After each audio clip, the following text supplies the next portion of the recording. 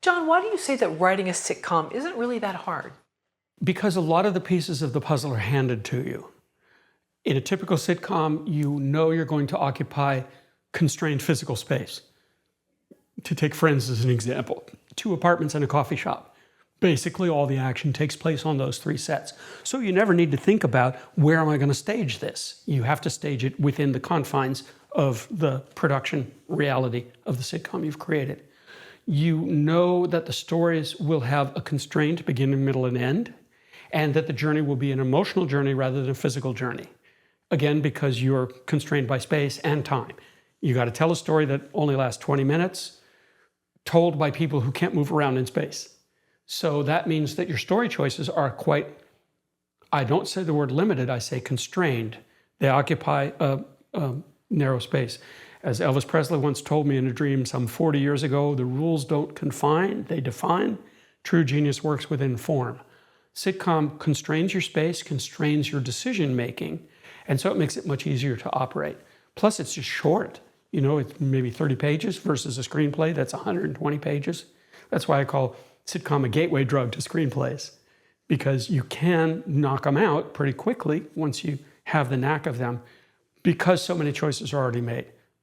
To take it a step further, if you find yourself on staff of a show that you didn't create, almost all the choices have already been made. Character names, characteristics, how they're funny, what they do, what their goals are, what they feel, where they live, where they work, where they occupy space and time. So you don't need to think about any of that. All you need to think about is what happens and how does it feel for the particular situation you're exploring. So it gives you the opportunity to go down a narrow path without worrying about whatever's on the outside. You have 5 steps to help writers develop a sitcom, and I'm hoping we can go through all 5. Sure. Okay, so understood is just follow these steps. So number 1 would be create a comic character and assign a comic filter. Okay, we're talking about a type of story called center and eccentrics. What we're imagining is that there's going to be a central character surrounded by funny people. So this is the structure of the sitcom. There are other kinds of structures you can use, comic opposites, ensemble, etc. But for now, we're looking at center and eccentrics. So we have a central character who has a point of view. We start by making an arbitrary choice. We have a character named Deirdre. Okay, and Deirdre's comic filter is, I can do it. We already know what she's going to do and how she's going to be funny, because from her point of view, there's no problem that she can't solve. Okay, so now we have a central character in a center and eccentrics situation. We have a central character, and now we're going to populate her world with people who are designed strategically to give her the worst possible time. So as a class exercise, we can ask what sort of attitudes conflict with, I can do it. And we come up with things like, you can't do it.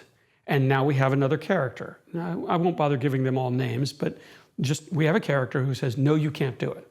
And we can immediately see there's a line of conflict between a character who says, I can do anything, and a character who says, you can't do nothing. And we know they're going to fight. Now we have another character who says, I can do it better. And again, we can see there's going to be a nice, clean line of conflict. Competition. Who gets to do it? Who gets to do it best? Who gets to be the one to win the doing of it? All right, so we got 2 characters. We can add a few more. We can have a character who says, it's not worth doing. And this undercuts and conflicts with Deirdre in a whole different way, because her whole attitude is, I can do it. It's implied that whatever she can do is worth doing. Now her character comes along and says, why are you even bothering to do that? It's not worth doing. Again, we can see a strong, easy line of conflict. Add another character. Character says, you shouldn't do it.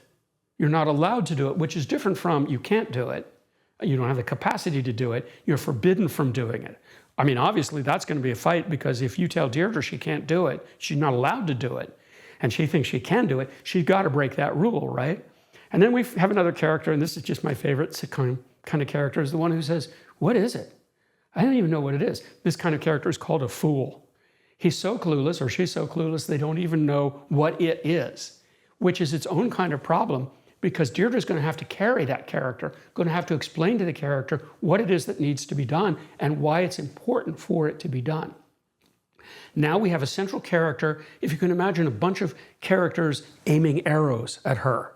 She's standing in the middle and everybody has a line of attack on her.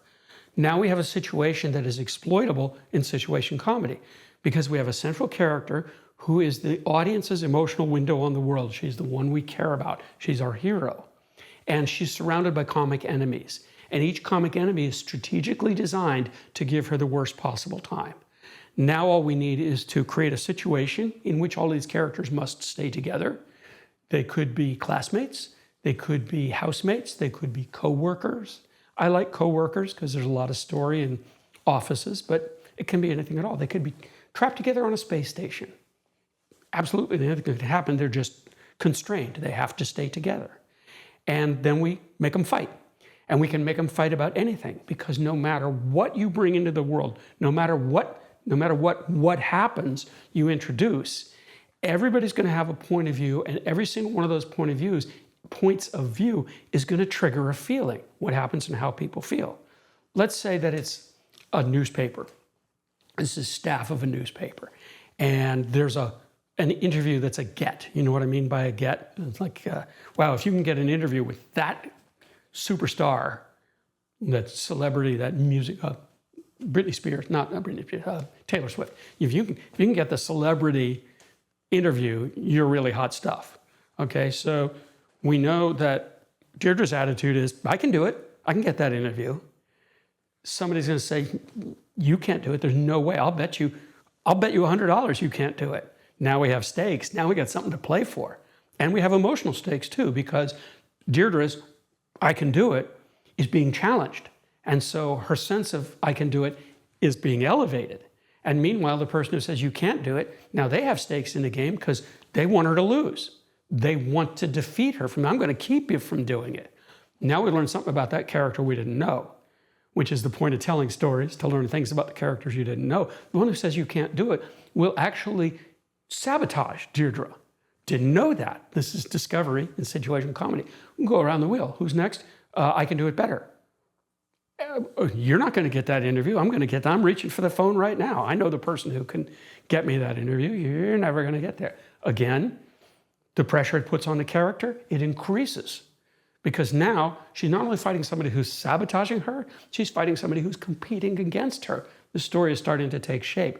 We are making a bad situation worse for our hero, which is always the goal of situation comedy. Take a bad situation and make it much, much worse. Who is next around the line? Why bother doing it? Why bother doing it? Nihilistic Nellie says, I wouldn't even want to read that interview. Oh, that person's old news. Or you'll never get that interview. And you shouldn't bother trying. You're just going to disappoint yourself. Oh, that's the one that hurts. This is the way I operate. I try a couple of different points of view and I listen for the one that hurts. If I hear that person say to Deirdre, you're just going to disappoint yourself, in my heart I go, oh, poor Deirdre. And whenever I hear myself saying of a character, oh, that poor person, I know I'm in the right spot because the character is suffering and the audience is having fun. I want to see Deirdre feel that disappointment. And now I know sometime later in the story, she's going to think she's lost and she's really going to feel that disappointment. And now I know this story is going to be good because she's going to suffer in a fun way. Probably going to win in the end because, she's the hero. But the emotional stakes, let's review. Someone is sabotaging, someone is competing, someone is undercutting. Now she's under assault from 3 different directions. What's the next one? You're forbidden. Let's say this is the editor. This is not this kind of paper. That story has no place in our newspaper. You must not do it. Now I've refined that character's point of view. I said before, you shouldn't do it or you can't do it. But now it's, you must not do it. It's not to be done. Does that put pressure on Deirdre? Absolutely. Why? Because her controlling idea is, I can do it. And part of I can do it means I won't take no for an answer. I won't even take the boss telling me specifically not to do it for an answer. Because if I were willing to give up at this point, I wouldn't be an interesting character. If I were willing to hear the boss say, don't do it, and I said, okay, I won't do it, the story stops right there. There's no point in pursuing it. Nobody's interested in hearing Deirdre give up. They want to see Deirdre achieve against overwhelming odds. The odds are stacking up. She's being sabotaged, she's being competed against, she's being emotionally undercut, and she's being forbidden. She's banned from the task. And now all we have left is the fool who says, I'll do it with you. What is it? Now she's got a millstone around her neck. She's got a burden she has to carry with her. And maybe the boss, well, now I'm problem solving, but somebody says, yeah, that's a good idea. You can do it. You can go for the story, but you have to take the fool with you. Let's look what we've got. Sabotage, competition, emotional undercutting, overbearing forbiddance, and a burden to carry, a burden of idiocy to carry. I want to see that character carry all those weights and deal with all those conflicts through the story. And now I can do it just by asking what happens and how does Deirdre feel? Step by step by step, from the beginning to the end. Presumably she's going to try, she's going to fail, she's going to try again, she's going to be sabotaged, she's going to be outcompeted, she's going to keep coming back because she can do it, and we want her to do it, and we know in the end she's going to do it, and then they just fight until we get an outcome. Next week, it's Deirdre wants love, and she's going to go on a dating site for the first time. We can go right around the wheel again. One character says, that's a stupid idea, you shouldn't do that. One character says, I'm going to outdate you. Another character says, you'll only be disappointed. Another character says, keep your eye on your job, don't worry about your social life. Another character says, what's a date? And we're off and running. When you create a structure like this that is structurally sound, you can feed stories into it like a machine. And you can always find stories because the conflicts are the things that drive the story. Period. The end. What was your favorite sitcom? Coupling. Coupling is a British sitcom from around 2000. It was created by Stephen Moffat, who has done, I think, Young Sherlock or Sherlock Holmes, the later did Sherlock Holmes, also did Doctor Who. He's a brilliant writer. Coupling, it's just so wonderful. It's smart, it's sexy, it's funny, it's structurally inventive. If people are looking for a good binge, I cannot recommend it highly enough. And I know that it holds up over time because I've watched it over and over again since then. And like every couple of years, I'll sit down and watch the whole season. So you're attracted to the British sort of humor, the Benny Hill? Well, Benny Hill is pretty far removed from Coupling. Benny Hill is a cartoon. What makes it a cartoon is Benny Hill never experiences emotional risk. We're basically watching a roadrunner run into things. And that's the definition of a cartoon. A cartoon is a story without emotional risk. A James Bond movie can be thought of as a cartoon, not the later ones, but all the earlier ones, because it was Bond fighting bad guys. He never thought, am I okay? Am I a good James Bond? Am I doing the right thing? There was no self-doubt. Without self-doubt, that's where you get something that we can call a cartoon. Benny Hill, no self-doubt. Coupling, nothing but self-doubt. The British quality of sitcom is there's a real tension between what people want and what they're willing to admit they want, and Coupling explores that tension brilliantly. Interestingly, Coupling was bought by NBC and reformatted and put on the air for American television, and it bombed completely. Interesting. It was a giant dud for two reasons. One, they cast it with pretty people, like beautiful, gorgeous Hollywood actors. It seemed like a good choice, but the characters are so flawed that you could never really figure out why these beautiful people were having these problems. But more importantly, I said a moment ago, Coupling speaks to a particularly British idea that there's tension between what you want and what you're willing to go for. We in America, we don't experience that tension. Our cultural idiom is if you want something, you go for it. That's the American way. Yeah. And so the show really didn't work because even though the scripts were the exact same scripts, the audience couldn't identify with it. It didn't resonate with them on an emotional level because it was a set of problems they didn't consider realistic for them. One grace note on this story, it was also adapted in Romania, and I was there while it was being a big failure. And it was a big failure because in Coupling, in the British version, it's a lot of people sitting around in bars talking about sex. And the Romanian audience said, we don't have the time or money to sit around in bars, and we're sure as heck not talking about sex. Interesting. So it just didn't work for the audience. You know what works for everybody everywhere? Married with Children. Al Bundy. Al Bundy. You had said that before. Yep. Because, yeah, and sorry for stealing your line, but because you said everyone can relate to that character.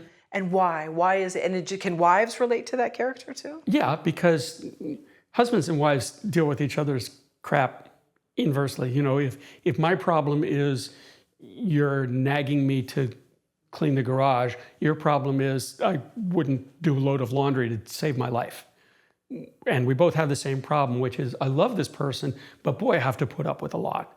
And in the sense that that's fundamental to any authentic human relationship, that's why that show travels so well. But the way it's expressed to me is people say, that Al Bundy, he's just like us here. Over and over, everywhere I go in the world, it's just an archetype. I can tell you that the people who created the show were just trying to deal with their own bitterness about their own divorces. And the whole show was an expression of the creator's anger and wrath, which takes us back to when you're facing the question, what happens and how people feel, you got to ask yourself, how would I feel if I were in that situation? And be honest with your own feelings, because that's the only way this whole thing works. Thank you for watching the video all the way to the end. Here is a complimentary question from our book Story Questions.